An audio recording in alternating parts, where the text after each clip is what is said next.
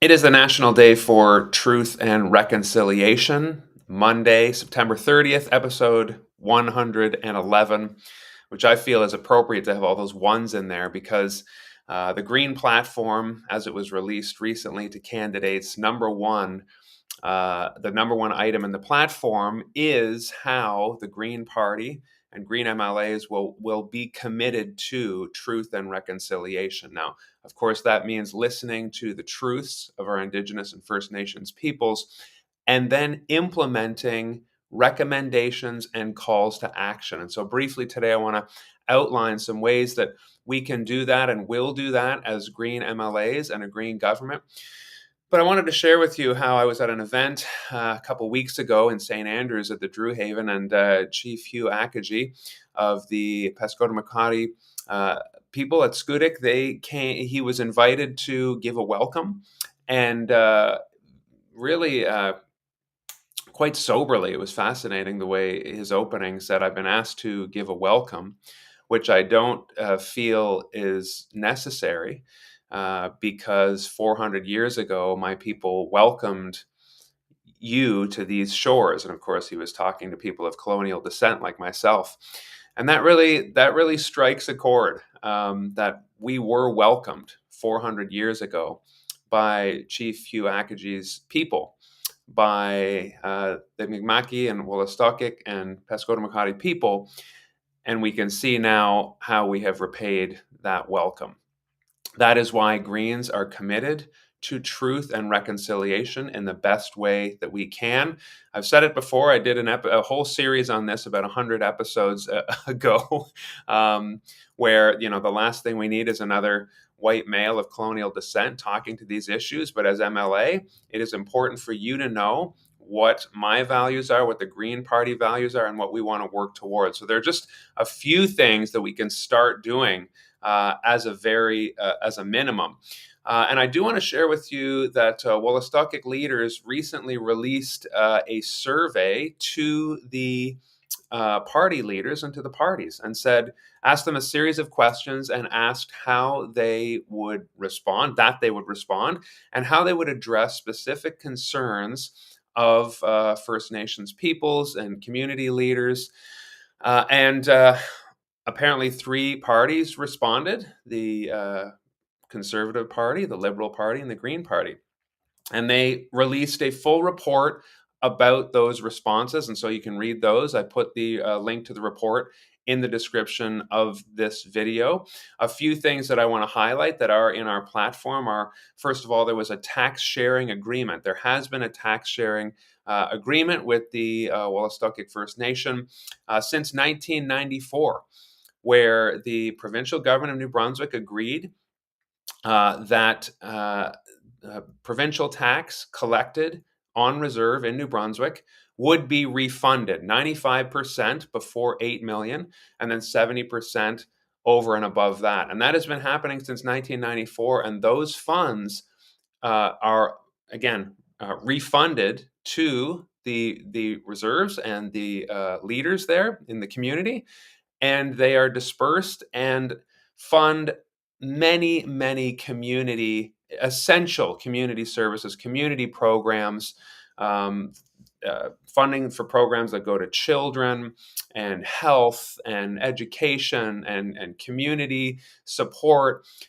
And that is a green value, that local communities are best able to assess and understand what needs to be happening. And when you distribute the funds, they make decisions that are best for their community. Well, in 2021, the Higgs government canceled those agreements. And so First Nations people there, the Wolastoqey leaders, have said it's a form of economic genocide, in the sense of, you can imagine how hundreds of thousands of dollars going into those communities every year, millions of dollars over time, has completely been removed. Now, I want to remind you, this is a government that says we are so flush right now that they would like to cut the sales tax by 2%.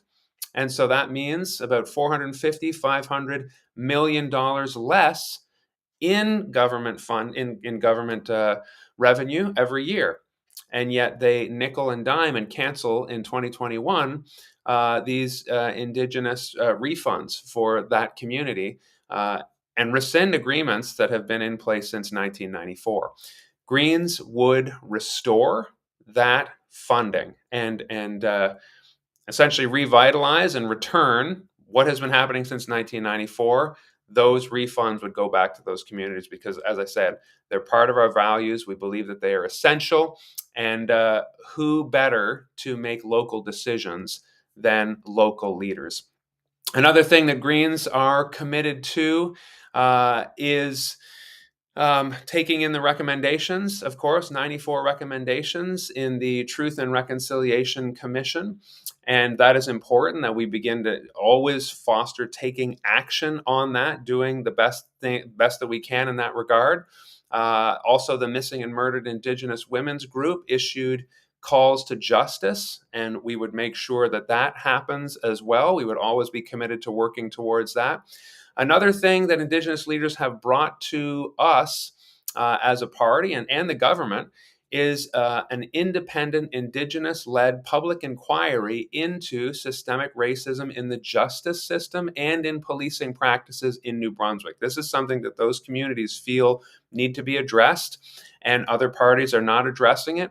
And the Green Party would allow, essentially set up and move that inquiry forward, because we believe that that is important with some of the tragic events that have been happening on reserve and in general to First Nations peoples when it comes to the Justice Department and policing in this province. Another thing that we would want to see as a Green government and make sure that we enact immediately is a nation-to-nation relationship with our First Nations people when it comes to Crown lands. And I did a whole series on glyphosate and talked about how when you have Indigenous people who have treaty rights on hunting and fishing and gathering for a modest or reasonable, sustainable living, as per the 1725 and ratified in 1763 peace and friendship treaties, when we are clear cutting and spraying poison, glyphosate, on Crown land and on Indigenous land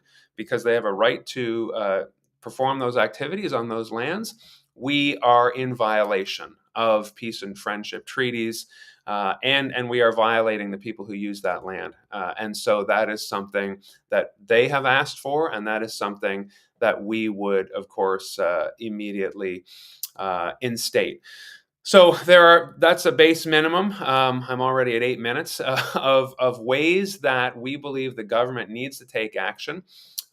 Current First Nations have actually given our current government a complete failing grade and called it pretty disrespectful.